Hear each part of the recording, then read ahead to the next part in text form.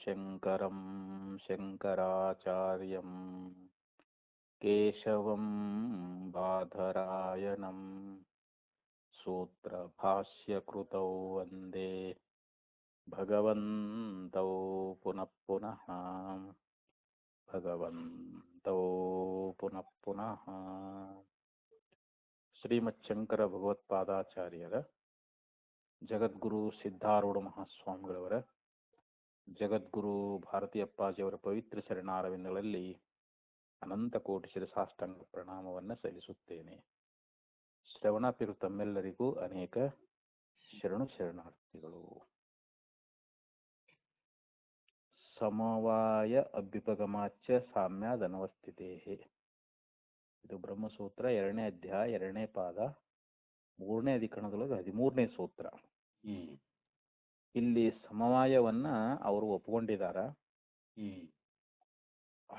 ಹಾಗಾದ್ರೂ ಕೂಡ ಸಾಮ್ಯದಿಂದ ಅನವಸ್ಥಿತಿ ಅನ್ನುವಂಥದ್ದು ಉಂಟಾಗ್ತದ ಅಂತ. ಸಮಯವನ್ನು ಒಪ್ಪಿದ್ರೂ ಕೂಡ ಇಲ್ಲಿ ಸಾಮ್ಯದಿಂದ ಅನವಸ್ಥೆ ಅನ್ನುವಂಥದ್ದು ಉಂಟಾಗ್ತದ ಅಂತ ಹೇಳಿ ಆ ಸಮಯ ಅಂಗೀಕಾರದೊಳಗ ಆ ವಾದೊಳಗೆ ಏನು ದೋಷ ಬರ್ತದ ಅನ್ನೋದ್ರ ಬಗ್ಗೆ ಈಗ ಆಚಾರ್ಯರು ಇಲ್ಲಿ ವೈಶೇಷಿಕರನ್ನ ಕುರಿತು ಉಪದೇಶ ಮಾಡ್ತಾ ಇದ್ದಾರೆ. ಇವಾಗ ಸಮವಾಯ ಅಭ್ಯುಪಗಮಾಚ್ಛ ತದಭಾವಃ ಇತಿ ಪ್ರಕೃತೇನ ಅಣುವಾದ ನಿರಾಕರಣೇನ ಸಂಬದ್ಧತೆ. ಇಲ್ಲಿ ಸಮವಾಯವನ್ನ ಒಪ್ಪಿಕೊಂಡಿರುವುದರಿಂದ, ಅಭ್ಯುಪಗಮ ಅಂತಂದ್ರೆ ಏನ್ರಿ, ಅದನ್ನ ಒಪ್ಕೊಂಡಿರುವುದರಿಂದ ಅಂತ. ಇಲ್ಲಿ ತದಭಾವ ಅಂತ ಹೇಳ್ತಾರ. ತದಭಾವ ಅಂತಂದ್ರೆ ಇಲ್ಲಿ ಅಣು ಕಾರಣವಾದ ಅಂತ, ಅದರ ಅಭಾವ. ಇಲ್ಲಿ ಅಣು ಕಾರಣವಾದವನ್ನ ಹೇಳೋರು ಯಾರು? ವೈಶೇಷಿಕರು. ಅಂದ್ರೆ ಅಣುಗಳೇ ಈ ಪ್ರಪಂಚಕ್ಕೆ ಕಾರಣ ಅಂತ. ಈ ಜಗತ್ತು ಉತ್ಪತ್ತಿ ಆಗಲಿಕ್ಕೆ ಅಣುಗಳೇ ಕಾರಣ ಅಂತೇನ್ ಹೇಳ್ತಾ ಇರಲ್ಲ. ಆ ಸಮವಾಯವನ್ನ ಒಪ್ಪುವುದರಿಂದ ಇಲ್ಲಿ ಅಣು ಕಾರಣವಾದ ಅಭಾವ ಅನ್ನುವಂತಹದ್ದು ಉಂಟಾಗ್ತದ ಅಂತ ಹೇಳಿ ಈ ರೀತಿಯಾಗಿ ಇತಿ ಪ್ರಕೃತೇನ ಅಣುವಾದ ನಿರಾಕರಣೆಯನ್ನ ಸಂಬದ್ಧತೆ. ಇಲ್ಲಿ ಅಣುವಾದವನ್ನು ನಿರಾಕರಣ ಮಾಡುವ ಮೂಲಕವಾಗಿ ಇಲ್ಲಿ ಅಣುವಾದ ಅನ್ನುವಂತಹದ್ದು ಇದು ನಿರಾಕರಿಸಲಿಕ್ಕೋಸ್ಕರವಾಗಿ ಇಲ್ಲಿ ಪ್ರಕೃತವಾಗಿರ್ತಕ್ಕಂಥದ್ದು ಏನ್ರಿ ಇವಾಗ ಅಣುವಾದ ನಿರಾಕರಣೆ. ಹಿಂದಿನ ಸೂತ್ರದಲ್ಲಿ ಕೂಡ ಅದನ್ನೇ ಹೇಳ್ಕೊತಾ ಬಂದಾರ ಈಗ ಅವರು. ಅಣು ಅನ್ನುವಂತಹದ್ದು ಈ ಜಗತ್ತಿಗೆ ಕಾರಣ ಆಗೋದಿಲ್ಲ ಅಂತ ಹೇಳಿ ಈ ರೀತಿ ನಿರಾಕರಣೆ ಮಾಡ್ಲಿಕ್ಕೆ ಇದನ್ನ ನಾವು ಅಲ್ಲಿ ಸಮ್ಮತಿಸ್ಕೊಳ್ಬೇಕು ಅಂತ. ಈ ಸೂತ್ರದಲ್ಲಿಯೂ ಕೂಡ ಇವರು ಸಮಯವನ್ನ ಒಪ್ಪಿರುವುದರಿಂದ ಇಲ್ಲಿ ಅಣು ಕಾರಣದ ಅಭಾವ ಅನ್ನುವಂತಹದ್ದು ಉಂಟಾಗ್ತದ ಅಂತ ಹೇಳಿ ಇಲ್ಲಿ ಪ್ರಕೃತವಾಗಿ ನಾವು ಅಣುಕಾರಣವಾದ ನಿರಾಕರಣಕ್ಕೆ ಇಲ್ಲಿ ನಾವಿಲ್ಲಿ ಅದನ್ನ ಸಂಬಂಧ ಮಾಡ್ಕೊಳ್ಬೇಕು ಅಂತೇಳಿ ಇಲ್ಲಿ ಹೇಳಿದರು. ಈಗ ಅದನ್ನೇ ವಿವರಣೆ ಕೊಡ್ತಾರೆ ಇವಾಗ. ದ್ವಾಭ್ಯಾಂ ಚ ಅಣುಭ್ಯಾಂ ದ್ವ್ಯಣುಕಂ ಉತ್ಪದ್ಯಮಾನಂ ಅತ್ಯಂತ ಭಿನ್ನಂ ಅಣುಭ್ಯಾಂ ಅಣ್ವೋಃ ಸಮವೈತೀತಿ ಅಭ್ಯುಪಗತೆ ಭವತಾ. ಭವತಾ ಅಂದ್ರೆ ನಿನ್ನಿಂದ, ತಮ್ಮಿಂದ ಅಂತ. ಇಲ್ಲಿ ವೈಶೇಷಿಕರಿಂದ ಅಂತ ಅರ್ಥ. ಇಲ್ಲಿ ದ್ವಾಭ್ಯಾಂ ಅಣುಭ್ಯಾಂ ಅಂದ್ರೆ ಎರಡು ಅಣುಗಳು ಅವು ಸಂಯೋಗವನ್ನ ಹೊಂದುವುದರಿಂದ ಇಲ್ಲಿ ದ್ವ್ಯಣುಕ ಅನ್ನುವಂತಹದ್ದು ಉತ್ಪತ್ತಿ ಆಗ್ತದ ಅಂತ. ಎರಡು ಅಣುಗಳಿಂದ ಉಂಟಾಗ್ತಕ್ಕಂಥ ದ್ವ್ಯಣುಕ ಅನ್ನುವಂತಹದ್ದು ಆ ಅಣುವಿಗಿಂತಲೂ ಅದು ಪೂರ ಹೇಗಿರ್ತದಂದ್ರೆ ಅತ್ಯಂತ ಭಿನ್ನಂ ಅಂತ. ಉತ್ಪದ್ಯಮಾನಂ ಅತ್ಯಂತ ಭಿನ್ನಂ ಅಂತ. ಎರಡು ಅಣುಗಳಿಂದ ಉಂಟಾಗ್ತಕ್ಕಂಥ ದ್ವ್ಯಣುಕ ಅನ್ನುವಂತಹದ್ದು ಅದಕ್ಕಿಂತಲೂ ಅತ್ಯಂತ ಭಿನ್ನವಾಗಿ ಅಣುಭ್ಯಾಂ ಅಣ್ವೋಃ ಸಮವೈತಿ. ಅಂದ್ರೆ ಆ ಎರಡು ಅಣುಗಳಿಂದ ಉಂಟಾಗ್ತಕ್ಕಂಥ ದ್ವ್ಯಣುಕ ಅಣುಗಳಿಗಿಂತಲೂ ಅಲ್ಲಿ ತೀರಾ ಬಹಳ ಭಿನ್ನವಾಗಿದ್ದುಕೊಂಡು ಆ ಅಣುಗಳಲ್ಲಿ ಸಮವೇತವಾಗಿರ್ತದ ಅಂತ ಹೇಳಿ ಇಲ್ಲಿ ವೈಶೇಷಿಕ ಅಂಗೀಕಾರ ಮಾಡಿದಾನ ಅಂತ. ಸಮವೇತ ಅಂದ್ರೆ ಏನ್ರಿ? ಸಮವಾಯ ಸಂಬಂಧದಿಂದ ಅದ ಅಂತ. ಸಮವಾಯ ಸಂಬಂಧ ಇರೋದಕ್ಕನ ಸಮವೇತ ಅಂತ ಕರೀತಾರ. ಅದು ಅಣುಗಳಲ್ಲಿ ಸಮವಾಯ ಸಂಬಂಧದಿಂದ ಅದ ಅಂತ. ಯಾವುದು ಎರಡು ಅಣುಗಳಿಂದ ಉಂಟಾಗಿರ್ತಕ್ಕಂಥ ದ್ವಣುಕ್ ಏನದಲ್ಲ ಅದು ಅಣುಗಳಿಗಿಂತ ತೀರಾ ಭಿನ್ನವಾಗಿದ್ದುಕೊಂಡು ಅಣುಗಳಲ್ಲಿ ಅದು ಸಮವಾಯ ಸಂಬಂಧದಿಂದ ಅದು ಅಂತೇಳಿ ನೀನು ಇದನ್ನ ಒಪ್ಪಿಕೊಂಡಿದಿ ಅಂತ ಇಲ್ಲಿ ವೈಶೇಷಿಕರಣ ಕುರಿತು ಆಚಾರ್ಯರು ಹೇಳಿದರು. ನಚ ಏವಂ ಅಭ್ಯುಪಗಚ್ಚತಾ ಶಕ್ಯತೆ ಅನುಕಾರಣತಾ ಸಮರ್ಥಯಿತುಂ. ಆದರೆ ಅಭ್ಯುಪಗಚ್ಚತ ನೀನು ಒಪ್ಪಿಕೊಂಡಿದೆಯಲ್ಲ, ಹೀಗೆ ಈ ರೀತಿಯಾಗಿ ನೀನು ಅಂಗೀಕರಿಸಿದ್ದಾದ್ರ ಈ ಅಣುಕಾರಣತ್ವವನ್ನು ಅಣುಕಾರಣವಾದ ಅನ್ನುವಂಥದ್ದು ಏನೈತಲ್ಲ ಇದನ್ನ ನೀ ಸಾಧಿಸ್ಲಿಕ್ಕೇನೆ ಆಗೋದಿಲ್ಲ ಅಂತ ಹೇಳ್ತಾರ ಅವ್ರು. ನಚ ಅಂತ ಐತಲ್ಲ ಅದನ್ನ ಇಲ್ಲಿ ಇಟ್ಕೊಳ್ಬೇಕು. ಅದನ್ನ ಏನಂತಂದ್ರೆ ನಚ ಶಕ್ಯಂ ಸಮರ್ಥಯಿತು ನಚ ಶಕ್ಯಂ ಅಂತ, ನಚ ಶಕ್ಯತೆ ಅಂತ. ಅಣುಕಾರಣತಾ ಸಮರ್ಥಯಿತು, ಇಲ್ಲಿ ಅಣುಗಳು ಜಗತ್ತಿಗೆ ಕಾರಣವಾಗಿದ್ದಾವೆ ಅಂತ ಹೇಳಿ ನೀ ಸಮರ್ಥನೆ ಮಾಡ್ಲಿಕ್ಕೆ ನಚ ಶಕ್ಯಂ ನಿನಗಿದು ಸಾಧ್ಯ ಆಗುವುದಿಲ್ಲ ಅಂತ.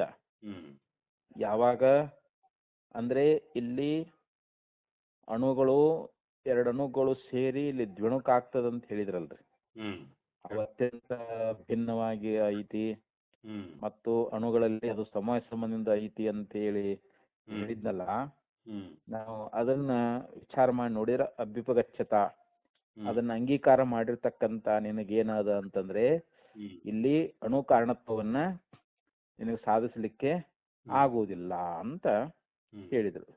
ಯಾಕ ಅಂತಂದ್ರೆ ಅದಕ್ಕೆ ಹೇಳ್ತಾರ ಅವರು, ಕುತಃ ಯಾಕೆ, ಸಾಮ್ಯಾದನವಸ್ಥಿತೇ,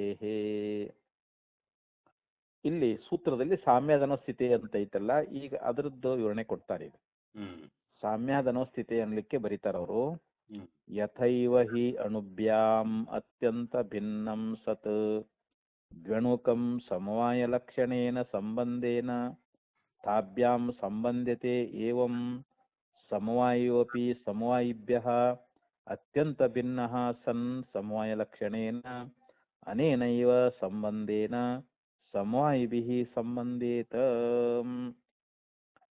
ಇಲ್ಲೇನ್ ಹೇಳ್ತಾ ಇದ್ದಾರೆ ಅಂತಂದ್ರೆ ಇಲ್ಲಿ ಅವರು ಸಾಮ್ಯಾದ ಅನವಸ್ಥಿತಿ ಅಂತ ಬಂತಲ್ರಿ ಇಲ್ಲಿ, ಅಂದ್ರೆ ಸಾಮ್ಯದಿಂದ ಅನವಸ್ಥಿತಿ ಅನ್ನುವಂತಹದ್ದು ಉಂಟಾಗುವುದರಿಂದ ಅದ್ರ ಬಗ್ಗೆ ವಿವರಣೆ ಕೊಡ್ತಾರೆ ಭಾಷ್ಯದಲ್ಲಿ ಅವರು. ಈಗ ಅಣುಗಳದಾವಲ್ರಿ, ಅವುಗಳಿಗಿಂತಲೂ ಅತ್ಯಂತ ಭಿನ್ನವಾಗಿರ್ತಕ್ಕಂಥದ್ದು ಯಾವುದು, ದ್ವಣುಕ. ಆ ದ್ವಣುಕ ಅನ್ನುವಂತಹದ್ದು ಹೇಗೆ ಅಲ್ಲಿ ಸಮವಾಯ ರೂಪವಾಗಿರ್ತಕ್ಕಂಥ ಸಂಬಂಧದಿಂದ ಅವುಗಳೊಡನೆ ಅದು ಸಂಬಂಧ ಆಗ್ತದ ಅಂತ. ಇಲ್ಲಿ ಅಣುಗಳಿಗಿಂತಲೂ ಅತ್ಯಂತ ಭಿನ್ನವಾಗಿರ್ತಕ್ಕಂಥ ದ್ವಣುಕ ಅಂದ್ರೆ ಎರಡು ಅಣುಗಳು ಸೇರಿ ಒಂದು ದ್ವಣುಕ ಆಗ್ತದೆ. ಆ ಅಣುಗಳಿಗಿಂತಲೂ ಇದು ಅತ್ಯಂತ ಭಿನ್ನವಾಗಿರ್ತಕ್ಕಂಥ ದ್ವಣುಕ. ಇಲ್ಲಿ ದ್ವಣುಕನೇ ಬೇರೆ, ಇಲ್ಲಿ ಅಣುಗಳೇ ಬೇರೆ ಅಂತ. ಅವು ಹೆಂಗ ಸಮವಾಯ ರೂಪವಾಗಿರ್ತಕ್ಕಂಥ ಸಂಬಂಧದಿಂದ ಆ ದ್ವಣುಕ ಅನ್ನುವಂತಹದ್ದು ಆ ಅಣುಗಳ ಜೊತೆಯಲ್ಲಿ ಅದು ಹೆಂಗ ಸಂಬದ್ಧವಾಗಿರ್ತದೋ ಅಂತ. ಇಲ್ಲಿ ದ್ವಣುಕ ಹುಟ್ಟಿದ ಬಳಿಕ ಅಣುಗಳೊಡನೆ ಸಂಬಂಧ ಆಗ್ತದಂತ ಹೇಳ್ತಾರ ಅವ್ರು. ಯಾವಾಗ ದ್ವಣುಕ ಉತ್ಪತ್ತಿ ಆಕೈತಲ್ಲ ಆ ಬಳಿಕ ಅಣುಗಳ ಜೊತೆಯಲ್ಲಿ ಅದು ಸಂಬಂಧ ಆಗ್ತದ ಅಂತ ಇಲ್ಲಿ ಎರಡನೇ ಒಂದು ಟಿಪ್ಪಣಿ ಒಳಗೆ ಹೇಳ್ಕೊಂಡು ಬಂದ್ರು ಅವರು. ಅದನ್ನೇ ಇಲ್ಲಿ ಭಾಷ್ಯದಲ್ಲಿ ಹೇಳಿದ್ರಿ ಅವರು. ಅತ್ಯಂತ ಯಥೈವ ಹಿ ಅಣುಭ್ಯಾಂ ಅತ್ಯಂತ ಭಿನ್ನಂ. ಅಣುಭ್ಯಾಮ್ ಅಂತಂದ್ರೆ ಎರಡು ಅಣುಗಳಿಂದ ಸೇರಿಕೊಂಡಿರ್ತಕ್ಕಂಥ ಕೂಡಿರ್ತಕ್ಕಂಥ ಒಂದು ದ್ವಣುಕ ಅನ್ನುವಂತಹದ್ದು. ಅತ್ಯಂತ ಭಿನ್ನಂ ಸತ್, ಅದು ಅತ್ಯಂತ ಭಿನ್ನವಾಗಿದ್ದುಕೊಂಡು ದ್ವಣುಕಂ ಸಮವಾಯ ಲಕ್ಷಣೇನ ಸಂಬಂಧೇನ, ಅಲ್ಲಿ ಆ ದ್ವಣುಕ ಅನ್ನುವಂತಹದ್ದು ಸಮವಾಯ ಲಕ್ಷಣವಾಗಿರ್ತಕ್ಕಂಥ ಸಂಬಂಧದಿಂದ ತಾಭ್ಯಾಂ ಸಂಬಂಧ್ಯತೆ. ತಾಭ್ಯಾಮ್ ಅಂತಂದ್ರೆ ಏನು, ಆ ಎರಡು ಅಣುಗಳೊಂದಿಗೆ ಅದು ಸಮವಾಯ ಸಂಬಂಧದಿಂದ ಸಂಬಂಧ ಆಗ್ತದ ಅಂತ. ಹಾಗೆ ಇಲ್ಲಿ ಏವಂ ಸಮವಾಯೋ ಅಪಿ ಸಮವಾಯಿಭ್ಯಃ ಅತ್ಯಂತ ಭಿನ್ನಃ ಸನ್, ಹಾಗೆ ಇಲ್ಲಿ ಸಮವಾಯವು ಕೂಡ ಸಮವಾಯಿಗಿಂತಲೂ ಅತ್ಯಂತ ಭಿನ್ನವಾಗಿದ್ದುಕೊಂಡು ಸಮವಾಯ ಲಕ್ಷಣೇನ ಅನೇನೈವ ಸಂಬಂಧೇನ ಸಮವಾಯಿಭಿ ಸಂಬಂಧೇತ, ಇದೇ ಒಂದು ಸಂಬಂಧದಿಂದ ಆ ಸಮವಾಯಗಳೊಂದಿಗೆ ಅದು ಸಂಬಂಧ ಆಗ್ತೈತೆ ಅಂತ ಹೇಳ್ರಿ ಅಂತ. ಅಲ್ಲಿ ಅದ್ರ ವಿವರಣೆಯನ್ನು ಕೊಟ್ರಿ ಈಗ ಅಲ್ಲಿ ಇಲ್ಲಿ ಸಮವಾಯವು ಕೂಡ ಏನಾಗೈತಿ ಸಮವಾಯಿಗಿಂತ ಸಮವಾಯ ಅಂದ್ರೆ ಸಮವಾಯ ಸಂಬಂಧದಿಂದ ಕೂಡಿರ್ತಕ್ಕಂಥ ಅದೇನೈತಲ್ಲ ಅದಕ್ಕಿಂತಲೂ ಅತ್ಯಂತ ಭಿನ್ನ ಐತೆ ಅದು. ಇಲ್ಲಿ ಸಮವಾಯಿಗಳಾಗಿರ್ತಕ್ಕಂಥ ಅಣುಗಳು ಅಂತ ಮತ್ತು ಜೊಣುಗಳಿಗಿಂತ ಸಮವಾಯ ಎನ್ನುವಂತಹದ್ದು ಅತ್ಯಂತ ಭಿನ್ನವಾಗಿರ್ತದ ಅಂತ. ಅದು ಅಣು ಅಲ್ಲ, ಅದು ಜೊಣುಕವೂ ಅಲ್ಲ ಅಂತ. ಅದನ್ನ ಅಣು ಅಂತೂ ಕರೆಯಕ್ ಬರಂಗಿಲ್ಲ, ಜೊಣುಕನಂತೂ ಕರೆಯಕ್ ಬರಂಗಿಲ್ಲ ಅಂತ. ಇಲ್ಲಿ ಸಮವಾಯ ಆಗಿರ್ತಕ್ಕಂಥ ಅಣುಗಳು ಅಂದ್ರೆ ಸಮವಾಯ ಸಂಬಂಧದಿಂದ ಕೂಡಿರ್ತಕ್ಕಂಥ ಏನು ಅಣುಗಳು ಅದಾವಲ್ಲ ಅವು ಜೊಣುಕುಗಳಿಗಿಂತ ಆ ಸಮವಾಯ ಅನ್ನುವಂಥದ್ದು ಅತ್ಯಂತ ಭಿನ್ನವಾಗಿರ್ತದ ಅಂತ ಹೇಳ್ತಾರ ಅವರು. ಆ ಜೊಣುಕುಗಳಿಗಿಂತ ಸಮವಾಯ ಅನ್ನುವಂತಹದ್ದು ಅತ್ಯಂತ ಭಿನ್ನವಾಗಿದ್ದುಕೊಂಡು ಅದು ಅಣು ಅಂತೂ ಕರೆಸ್ಕೊಳಂಗಿಲ್ಲ, ಅದು ಜೊಣುಕಂತೂ ಕರೆಸ್ಕೊಳಂಗಿಲ್ಲ ಅಂತ. ಇಷ್ಟು ಇದನ್ನ ಇಲ್ಲಿ ಹೇಳ್ಕೊಂಡು ಬಂದ್ರು. ಅಂದ್ರೆ ಇಲ್ಲಿ ಸಮವಾಯವು ಕೂಡ ಸಮವಾಯಿಗಿಂತ ಅತ್ಯಂತ ಭಿನ್ನವಾಗಿರುವುದರಿಂದ ಅಲ್ಲಿ ಸಮವಾಯ ರೂಪವಾಗಿರ್ತಕ್ಕಂಥ ಮತ್ತೊಂದು ಸಂಬಂಧದಿಂದಲೇ ಅಲ್ಲಿ ಸಮಯಗಳೊಂದಿಗೆ ಸಂಬಂಧವಾಗಬೇಕು ಅಂತ. ಅದಕ್ಕೊಂದು ಟಿಪ್ಪಣಿ ಬರೀತಾರ ಅವರು. ಇಲ್ಲಿ ಅಣುಗಳಿಗಿಂತ ಅತ್ಯಂತ ಭಿನ್ನವಾಗಿರುವುದರಿಂದ ಅಲ್ಲಿ ಜುಣುಕಕ್ಕ ಸಮವಾಯ ಸಂಬಂಧ ಅನ್ನುವಂತಹದ್ದು ಬೇಕಾಗ್ತದಂತ. ಅಲ್ಲಿ ಸಮಯ ಸಂಬಂಧ ಬೇಕಾಗ್ತದಂತ ಹೇಳ್ತಾರ ಅವರು.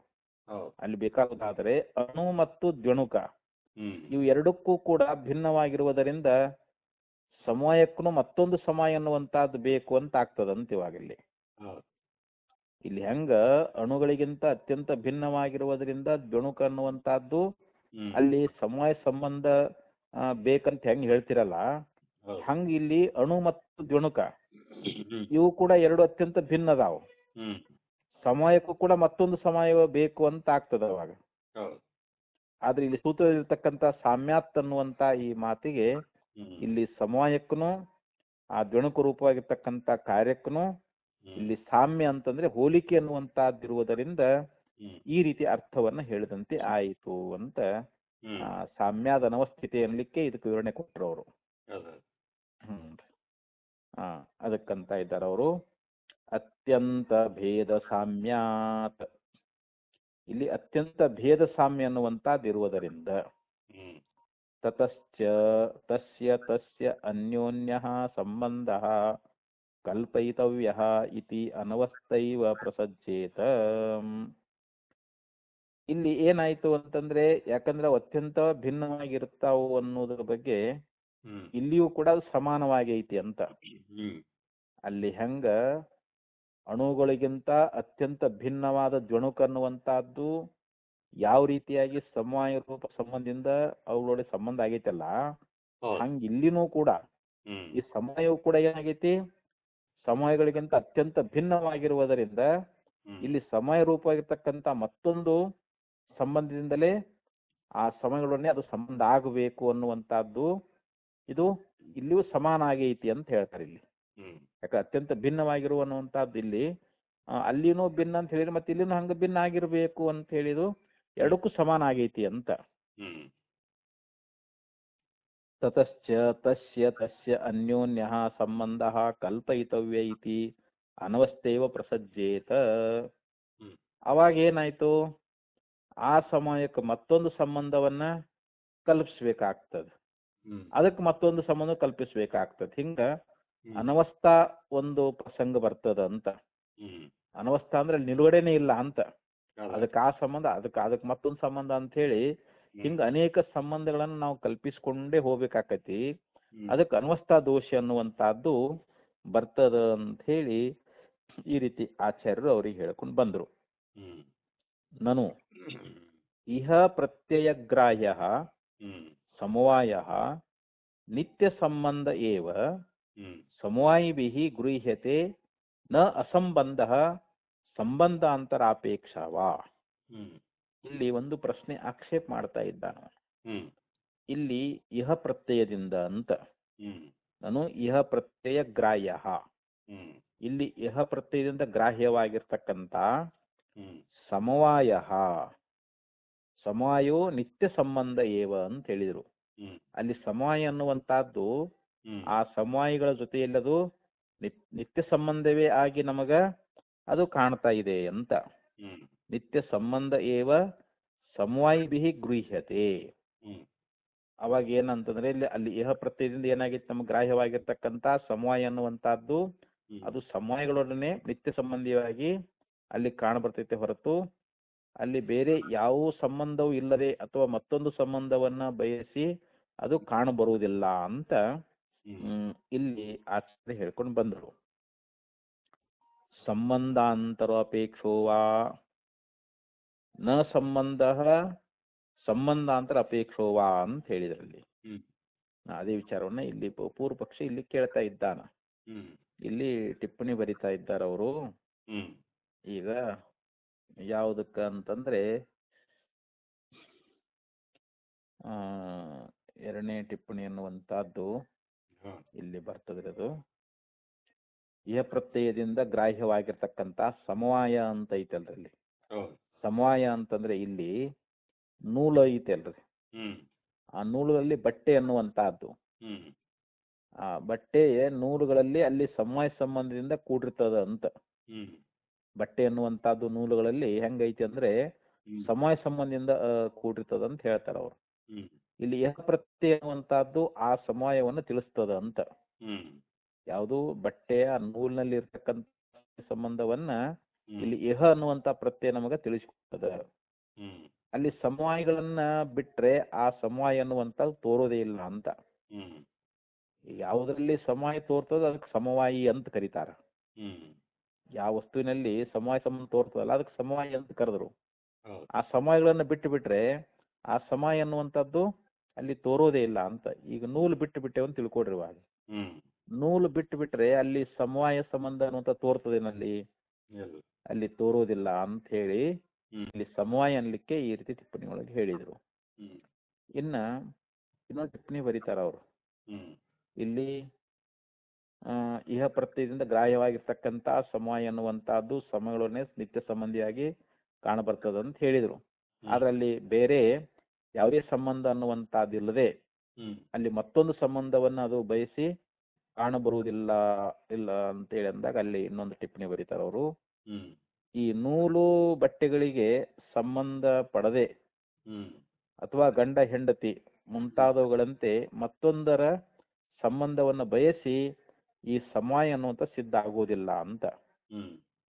ಈ ನೂಲು ಬಟ್ಟೆಗಳಿಗೆ ಅದು ಸಂಬಂಧ ಪಡಲಾರ್ದ ಅಥವಾ ಗಂಡ ಹೆಂಡತಿ ಅನ್ನುವಂತಹದ್ದು ಈ ಸಂಬಂಧ ಐತಲ್ರಿ, ಇದು ಮತ್ತೊಂದರ ಸಂಬಂಧವನ್ನ ಬಯಸಿ ಆ ಸಮವಾಯನು ಸಿದ್ಧ ಆಗುಲ್ಲ ಅಂದ್ರೆ ಸಮವಾಯ ಅಂದ್ರೆ ನಿತ್ಯ ಸಂಬಂಧ ಅಂತದು.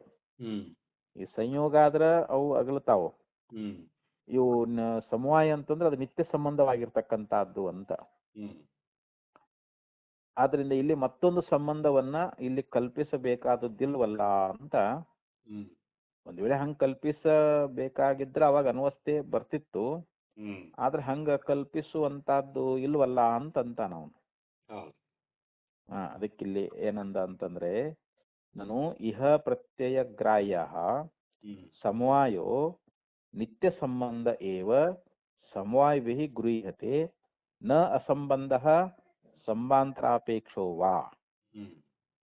ಅಂದ್ರೆ ಇಲ್ಲಿ ಇಹ ಪ್ರತ್ಯಯ ಗ್ರಾಹ್ಯವಾಗಿರ್ತಕ್ಕಂಥ ಒಂದು ಸಮವಾಯ ಅನ್ನುವಂತಹದ್ದು ಅದು ನಿತ್ಯ ಸಂಬಂಧವೇ ಅಂತ ಹೇಳಿದ್ರು ಅವರು. ಅದು ಸಮವಾಯಿಗಳಿಂದ ಅದು ನಮಗ ಗ್ರಾಹ್ಯ ಆಗ್ತದ ಅಂತ. ಆದ್ರೆ ಅದು ಸಂಬಂಧ ಇಲ್ಲದಂತಾಗ್ಲಿ ಅಥವಾ ಬೇರೆ ಒಂದು ಸಂಬಂಧಾಂತರವನ್ನು ಅಪೇಕ್ಷೆ ಮಾಡುವಂತಹದ್ದಾಗ್ಲಿ ಇಲ್ಲ ಅಂತ. ತತಶ್ಚ ನ ತಸ್ಯ ಅನ್ಯ ಸಂಬಂಧ ಕಲ್ಪಯಿತವ್ಯ. ಅದಕ್ಕೆ ಮತ್ತೊಂದು ಸಂಬಂಧವನ್ನ ನಾವು ಕಲ್ಪಿಸ್ಕೊಳ್ಬೇಕಾಗಿಲ್ಲ.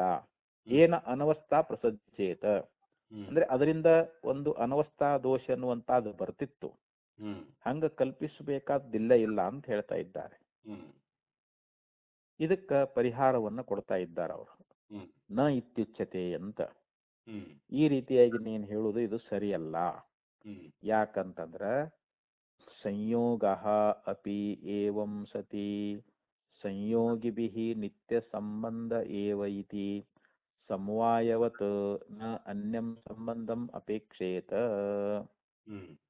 ಅದಕ್ಕ ಇಲ್ಲಿ ಅವನ ಆಕ್ಷೇಪಕ್ಕೆ ಉತ್ತರ ಕೊಡ್ತಾ ಇದ್ದಾರ. ನ ಇತ್ಯುಚ್ಯತೆ, ನೋಡಪ್ಪ ಹೀಗ ಅನ್ನಕ್ ಆಗಂಗಿಲ್ಲ ಅಂತ.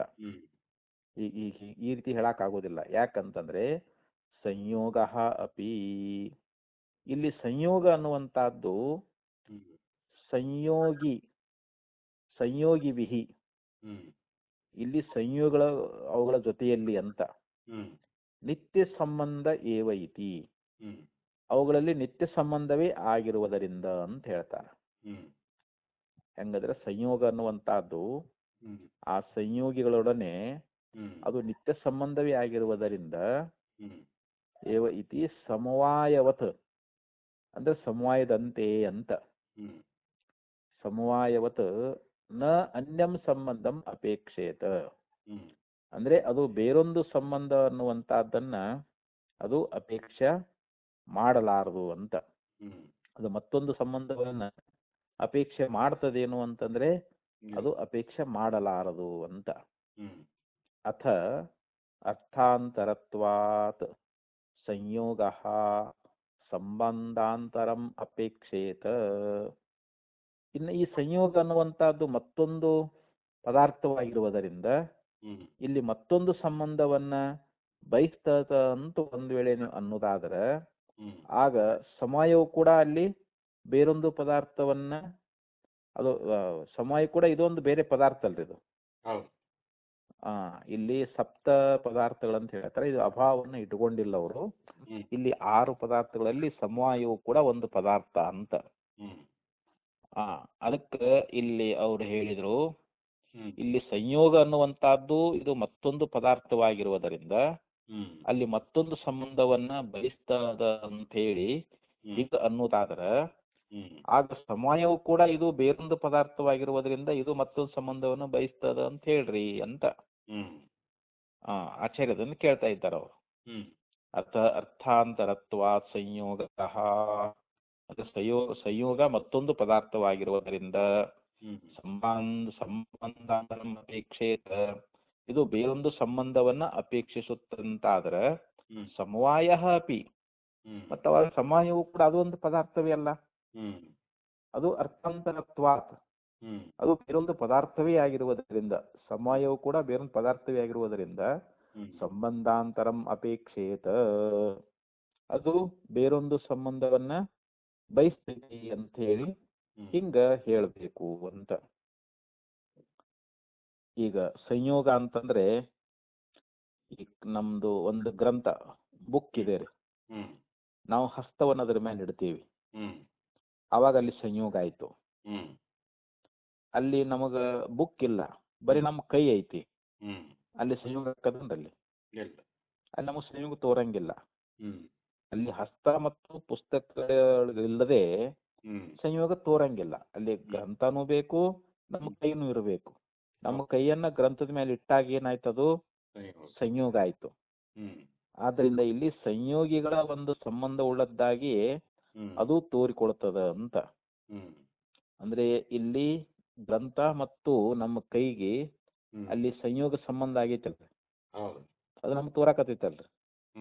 ಆದ್ರೂ ಕೂಡ ಇಲ್ಲಿ ಸಂಯೋಗ ಅನ್ನುವಂತ ಗುಣಕ್ಕೂ ಸಂಯೋಗಿ ಆ ದ್ರವ್ಯಕ್ಕೂ ಸಮವಾಯ ಅನ್ನುವಂತ ಸಂಬಂಧ ಬೇಕು ಅಂತ ಹೇಳಿ ಇಲ್ಲಿ ಅವರು ವೈಶೇಷಿಕರು ಅಂತ ಇದ್ದಾರ ಅಂತ. ಇಲ್ಲಿ ಸಮವಾಯಕ್ಕ ಅದು ಬೇಡವಾದ್ರೆ ಸಂಯೋಗ ಕೂಡ ಸಂಬಂಧಾಂತರ ಬೇಡ ಅಂತ ಹೇಳ್ರಿ. ನೀವು ಸಮವಾಯಕ್ಕ ಒಂದ್ ವೇಳೆ ಬೇಡಪ್ಪ, ಅದಕ್ಕೆ ಬೇರೆ ಒಂದು ಸಂಬಂಧ ಬೇಡ ಅಂತ ಅಂತಿದೆ ಅಂತಂದ್ರೆ ಅವಾಗ ಸಂಯೋಗಕ್ಕೂ ಕೂಡ ಮತ್ತೊಂದು ಸಂಬಂಧ ಅನ್ನುವಂತದನ್ನ ಅದಕ್ಕೆ ಬೇಡ ಅಂತ ಹೇಳ್ರಿ. ಇಲ್ದಿಂದ್ರೆ ಎರಡಕ್ಕೂ ಕೂಡ ಬೇಕಂತಾರನ್ರಿ ಅಂಥೇಳಿ ಈ ಪ್ರಕಾರವಾಗಿ ಆ ವೈಶೇಷಿಕರಿಗೆ ಆಚಾರ್ಯರು ಕೇಳ್ತಾ ಇದ್ದಾರೆ ಅವರು. ಈ ಗೀತೆ ಕೇಳ್ಕೊಂಡು ಬಂದ್ರು. ಅಂದ್ರೆ ಏನಾದ್ರಲ್ಲಿ ಸಂಯೋಗ ಅನ್ನುವಂತಹದ್ದು ಮತ್ತೊಂದು ಪದಾರ್ಥವಾಗಿರುವುದರಿಂದ ಅದು ಮತ್ತೊಂದು ಸಂಬಂಧವನ್ನ ಯಾವ ರೀತಿಯಾಗಿ ಬಯಸ್ತದ ಅಂತ ನೀವು ಅನ್ನೋದಾದ್ರೆ ಆಗ ಸಮಯವು ಕೂಡ ಅದು ಒಂದು ಬೇರೆ ಪದಾರ್ಥ ಆಗೈತಿ, ಅದು ಕೂಡ ಮತ್ತೊಂದು ಸಂಬಂಧವನ್ನ ಬಯಸ್ತದ ಅಂತ ಹೇಳ್ರಿ ಅಂತ. ಇಲ್ಲಿ ಸಂಯೋಗವು ಗುಣ ಆಗಿರುವುದರಿಂದ ಸಂಯೋಗಕ್ಕೆ ಸಂಬಂಧಾಂತರದ ಅಪೇಕ್ಷೆ ಇದೆ ಅಂತ ಇಲ್ಲಿ ಮುಂದೆ ಭಾಷ್ಯದಲ್ಲಿ ಹೇಳ್ತಾ ಇದ್ದಾರೆ.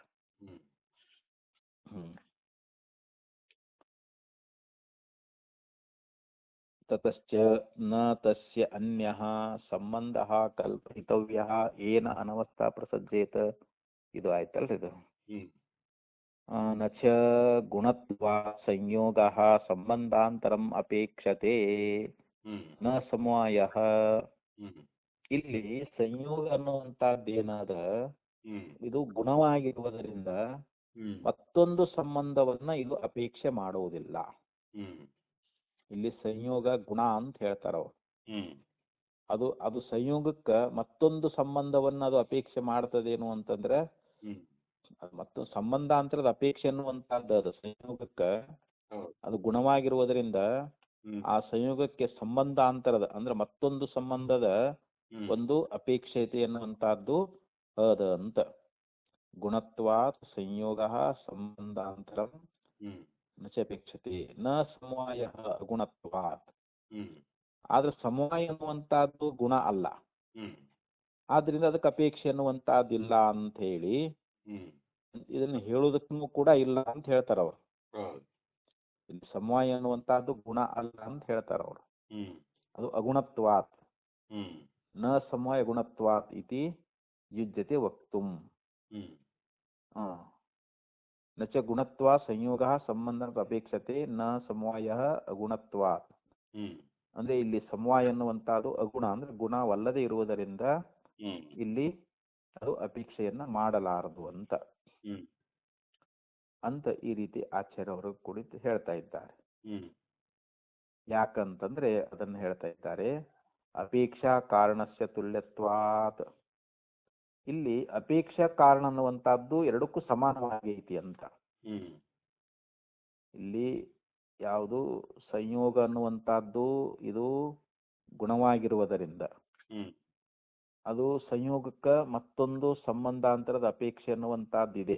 ಹ್ಮ್ ಸಮವಾಯವು ಕೂಡ ಅದು ಗುಣ ಅಲ್ಲ, ಹ್ಮ್ ಅದಕ್ಕೆ ಅಪೇಕ್ಷೆ ಅನ್ನುವಂತಹದ್ದಿಲ್ಲ.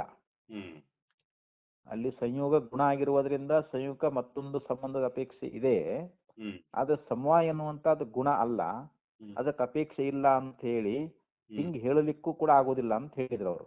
ಹ್ಮ್ ಯಾಕಂದ್ರೆ ಅಲ್ಲಿ ಅಪೇಕ್ಷೆ ಕಾರಣ ಎರಡಕ್ಕೂ ಸಮಾನ ಐತಿ ಅಂತ. ಹ್ಮ್ ಯಾಕ ಸಾಮ್ಯ ಐತಲ್ಲ ಎರಡಕ್ಕೂ. ಹೌದು. ಇದಕ್ಕೆ ಮತ್ತೊಂದು ಅರ್ಥವನ್ನ ಇಲ್ಲಿ ಮಾಡಿದ್ರು. ಹ್ಮ್ ಇನ್ನ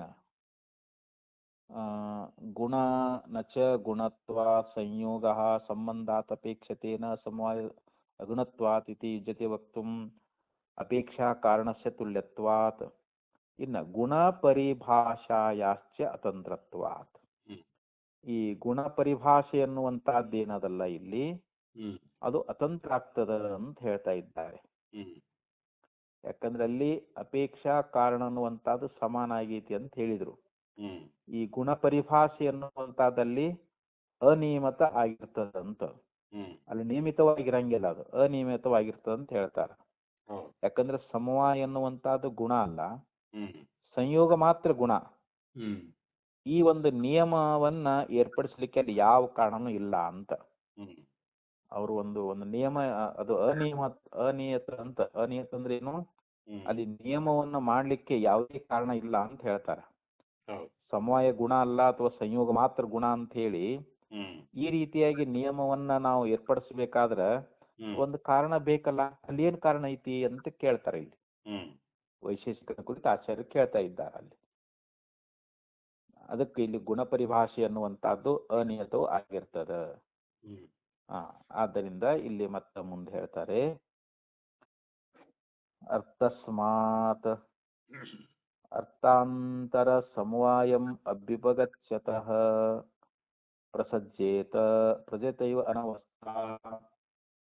ಆದ್ದರಿಂದ ಇಲ್ಲಿ ಮತ್ತೊಂದು ಇಲ್ಲಿ ಅರ್ಥಾಂತರ ಸಮವಾಯವನ್ನ ಒಪ್ಪುವಂತ ನಿನಗ ಅನವಸ್ಥಾ ದೋಷವೇ ಪ್ರಸಕ್ತ ಆಗ್ತದ ಅಂತ ಹೇಳ್ತಾರೆ. ಅರ್ಥಾಂತರ ಅಂದ್ರೆ ಏನು, ಮತ್ತೊಂದು ವಸ್ತುವನ್ನ ಅಲ್ಲಿ ಸಮವಾಯವನ್ನ ಒಪ್ಪುವಂತ, ಅಲ್ಲಿ ಮತ್ತೊಂದು ಸಮಯ ಒಪ್ಪಬೇಕಾಗ್ತೈತಲ್ಲ, ಅವಾಗ ಅನವಸ್ಥಾ ದೋಷ ಅನ್ನುವಂತಹದ್ದೇ ಮತ್ತೆ ಬಂದುಕೊಂಡಿರ್ತದ. ಆದ್ದರಿಂದ ಇಲ್ಲಿ ಅನವಸ್ಥಾ ಪ್ರಸಕ್ತ ಆಗುವುದಾದ್ರೆ ಒಂದು ಅಸಿದ್ಧವಾದ್ರೆ ಎಲ್ಲವೂ ಅಸಿದ್ಧ ಆಗಿಬಿಡ್ತದ ಅಂತ. ನಿನಗೆ ಒಂದೂ ಸಿದ್ಧ ಮಾಡಕ್ ಆಗೋದಿಲ್ಲ. ಒಂದು ಅಸಿದ್ಧ ಆಯ್ತಂದ್ರೆ ನೀವು ಹೇಳೋದೆಲ್ಲವೂ ಅಸಿದ್ಧವೇ ಆಗುವುದರಿಂದ ಇಲ್ಲಿ ಎರಡು ದುಣುಕುಗಳಿಂದ ಈ ಸೃಷ್ಟಿ ಆಗ್ತದನ್ನುವಂಥದ್ದು ಇದು ಹೊಂದುವುದಿಲ್ಲ ಅಂತ ಹೇಳ್ತಾರೆ ಅವರು. ಪ್ರಸಜ್ಯಮಾನಾನಾಂ ಚ ಅನವಸ್ಥಾಯಾಂ ಏಕಸಿದ್ಧೌ ಸರ್ವ ಅಸಿದ್ಧೇಃ ದ್ವಾಭ್ಯಾಮಣುಭ್ಯಾಂ ದ್ವಣುಕಂ ನೈವ ಉತ್ಪದ್ಯೇತ. ಅದಕ್ಕಂದ್ರೆ ಅವರು ಎರಡು ಅಣುಗಳಿಂದ ದ್ವಾಭ್ಯಾಂ ಅಣುಭ್ಯಾಂ ಎರಡು ಅಣುಗಳಿಂದ ಒಂದು ದ್ವಣುಕಾಗ್ತದ ಅಂತೇಳಿ ಇದನ್ನ ಹೇಳುವುದು ಇದು ಹೊಂದೋದೇ ಇಲ್ಲ ಅಂತ ಹೇಳ್ತಾರೆ ಅವರು. ಅಣುಗಳಿಂದ ಇಲ್ಲಿ ದ್ವಣುಕ ಆಗ್ತದ, ಅದು ಹುಟ್ಟೋದೇ ಇಲ್ಲ ಅಂತ ಹೇಳಿದ್ರು ಅವರು. ಯಾಕಂದ್ರೆ ಇಲ್ಲಿ ದ್ವಣುಕ ಅನ್ನುವಂಥದ್ದು ಹುಟ್ಟಿ ಸಮವಾಯ ಸಂಬಂಧದಿಂದ ಅಣುಗಳಲ್ಲಿ ಇರ್ತದ ಅಂತೇಳಿ ಇದು ವೈಶೇಷಿಕನ ಒಂದು ಅಭಿಪ್ರಾಯ. ಅವ್ರ ಮತದ ಪ್ರಕಾರ ದ್ವಣುಕ ಅಂದ್ರೆ ಎರಡು ಅಣುಗಳು ಸಂಯೋಗ ಆಗಿ ದ್ವಣುಕ ಉತ್ಪತ್ತಿ ಆಗ್ತದೆ.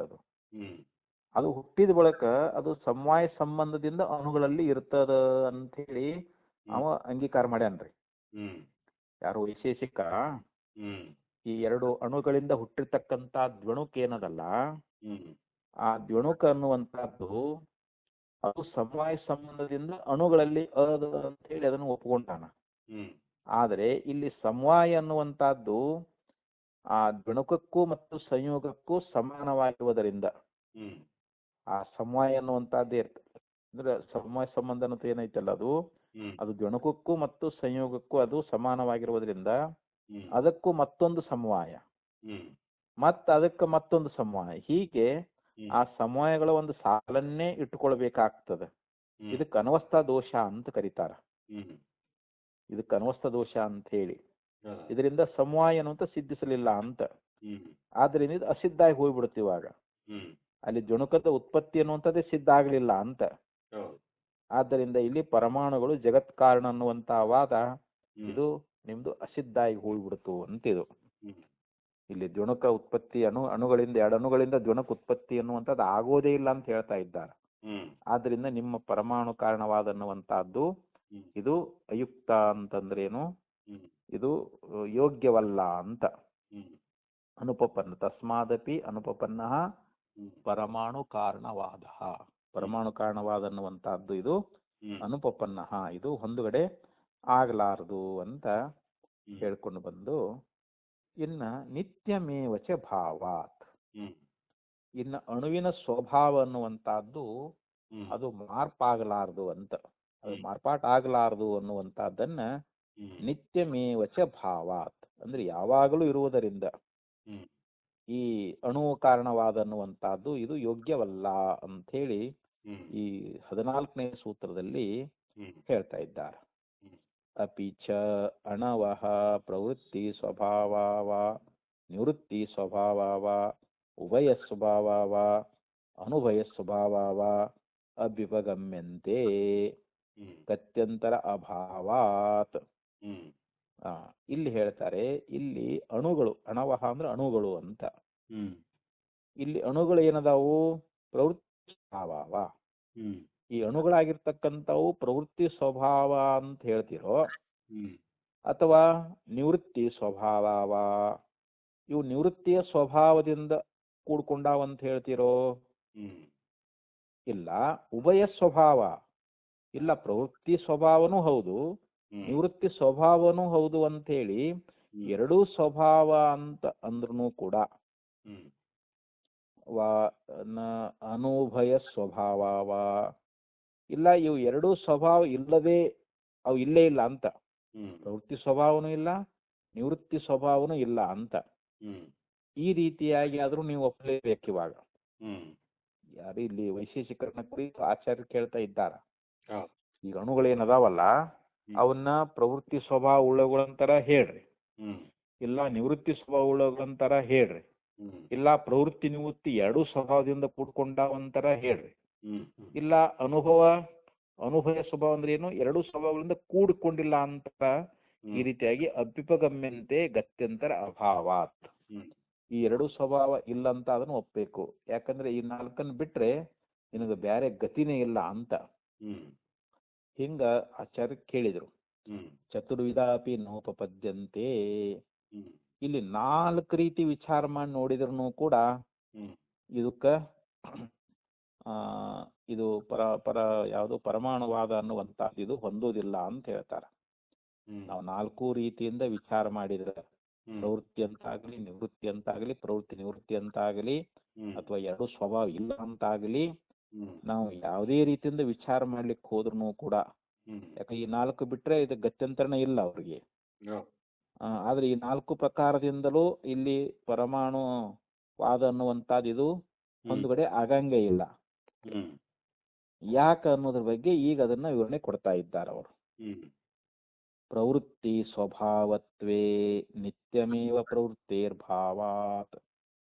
ಇಲ್ಲ, ಈ ಪರಮಾಣುಗಳು ಏನದಾವಲ್ಲ, ಅಣುಗಳು ಪರಮಾಣು ಎರಡು ಒಂದರಲ್ಲಿ, ಈ ಅಣುಗಳು ಏನದಾವಲ್ಲ ಇವು ನಿತ್ಯ ಸ್ವಭಾವ ಉಳ್ಳವುಗಳಂತ ಹೇಳ್ಬಿಡುನು, ಪ್ರವೃತ್ತಿ ಸ್ವಭಾವ ಉಳ್ಳವುಗಳಂತ ಹೇಳ್ಬಿಡುನು. ಅಣುಗಳೇನದಾವಲ್ಲ ಇವು ಪ್ರವೃತ್ತಿ ಸ್ವಭಾವದಿಂದ ಕೂಡಿಕೊಂಡಿದಾವೆ ಅಂತಂದ್ರೆ ಏನ್ ತಪ್ಪಾಕೈತಿ ಅಂತಂದ್ರೆ, ಅವಾಗ ಏನಾಕೈತಿ ಅಂತಂದ್ರೆ ಪ್ರವೃತ್ತೇರ್ ಭಾವಾತ್, ಅಂದ್ರೆ ಯಾವಾಗಲೂ ಪ್ರವೃತ್ತಿನೇ ಆಗಬೇಕಾಗ್ತದ. ಅಣುಗಳು ನಿರಂತರವಾಗಿ ಪ್ರವೃತ್ತಿ ಉಳ್ಳವುಗಳೇ ಆಗ್ಬೇಕಾಗ್ತದೆ. ಮತ್ತ ಅವಾಗ ಪ್ರಳಯವೇ ಇಲ್ದಂಗಾಗಿ ಹೋಗ್ಬಿಡ್ತೈತಿ.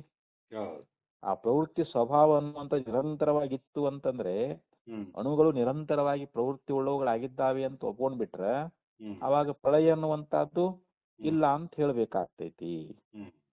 ಇನ್ನು ಹೋಗಿ ನಿವೃತ್ತಿ ಸ್ವಭಾವತ್ವೇಪಿ, ಇಲ್ಲ ನಿವೃತ್ತಿ ಸ್ವಭಾವ ಉಳ್ಳಗಳು ಅಂತ ಹೇಳಿಬಿಡುನು. ಪ್ರವೃತ್ತೇರ್ಭಾವ ಪ್ರಳಯ ಅಭಾವ ಪ್ರಸಂಗ. ಇಲ್ಲಿ ಪ್ರವೃತ್ತಿ ಉಳ್ಳವುಗಳಾದವು ಅಂತಂದ್ರೆ ನಿತ್ಯ ಅವು ಪ್ರವೃತ್ತಿ ಸ್ವಭಾವ ಉಳ್ಳವುಗಳ ಅಂತೇಳಿ ನಾವು ಒಪ್ಕೊಂಡಿದ್ದಾದ್ರೆ ಅವಾಗ ಪ್ರವೃತ್ತಿ ಅನ್ನುವಂತಹದ್ದು ನಿರಂತರವಾಗಿ ಇರುವುದರಿಂದ ಅಲ್ಲಿ ಪ್ರಳಯ ಒಂದು ಆಗದೇ ಇರುವಂತ ಪ್ರಸಂಗ ಬರ್ತಂತ ಹೇಳಿದ್ರಿ. ನಾವ್ ಹಂಗ ಒಪ್ಪಂಗಿಲ್ಲ. ನಿವೃತ್ತಿ ಸ್ವಭಾವ ಉಳ್ಳದಾವಂತ ನಾವು ಹೇಳ್ತೀವಿ ಅಂತ ಒಂದು ಹಿಂಗಂದ್ರಿ ಅಂತಂದ್ರೆ, ವೈಶೇಷಿಕರು ಈ ಪ್ರಕಾರವಾಗಿ ಅಂದ್ರ ಆ ಅಣುಗಳೆಲ್ಲವೂ ನಿವೃತ್ತಿ ಸ್ವಭಾವವೇ ಅಂತೇಳಿ ಆದದ್ದಾದ್ರೆ ಅವಾಗ ಏನಾಗ್ತೈತೆ, ಅವಾಗ ನಿತ್ಯಮೇವ ನಿವೃತ್ತೇರ್ಭಾವಾತ್ ಸರ್ಗಾಭಾವ ಪ್ರಸಂಗ. ಅವಾಗ ಯಾವಾಗಲೂ ನಿವೃತ್ತಿನೇ ಇರುವುದರಿಂದ ಅಲ್ಲಿ ಸೃಷ್ಟಿಯೇ ಇಲ್ಲ ಅಂತ ಹೇಳ್ಬೇಕಾಕೈತಿ. ಅವಾಗ ಸೃಷ್ಟಿ ಅನ್ನುವಂತಹದ್ದೇ ಇಲ್ಲವಾಗಬೇಕಾಗ್ತೈತೆ ಅಂತ. ಮತ್ತೆ ನಿರಂತರ ನಿವೃತ್ತಿನೇ ಆಗ್ಬಿಡ್ತು ಅಂತಂದ್ರೆ ಅಲ್ಲಿ ಸೃಷ್ಟಿ ಎಲ್ಲಿ ಇರ್ತೈತಿ, ಅಲ್ಲಿ ನಿವೃತ್ತಿನೇ ಅಲ್ಲಿ ಅಭಾವ ಆಗಿ ಹೋಗ್ಬಿಡ್ತೈತಿ ಅಂತ ಹೇಳ್ತಾರ ಅವರು. ಪ್ರವೃತ್ತಿ ಅಂತಂದ್ರೆ ಪ್ರಳಯವೇ ಆಗಲಾರ್ದಂತ ಪರಿಸ್ಥಿತಿ ಬರ್ತದೆ.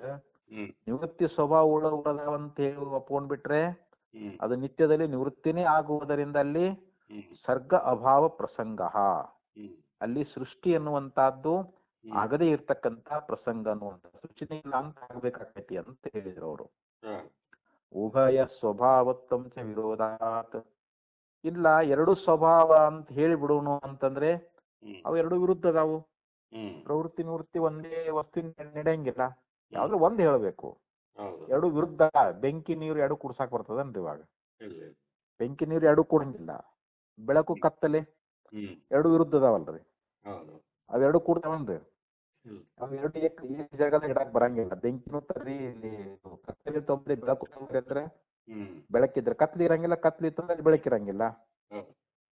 ಹಾಗೆ ಅಂತ ಇಲ್ಲಿ ಹಂಗ ಎರಡು ಸ್ವಭಾವ ಅಂತೇಳಿ ಪ್ರವೃತ್ತಿ ನಿವೃತ್ತಿ ಎರಡು ಸ್ವಭಾವ ಅಂತನೂ ಕೂಡ ಇಲ್ಲಿ ಹೇಳಕ್ ಆಗೋದಿಲ್ಲ. ಅಸಮಂಜಸಂ, ವಿರೋಧಾತ್ ಅಸಮಂಜಸಂ, ಇದು ಸಮಂಜಸ ಆಗುವುದಿಲ್ಲ ಅಂತ.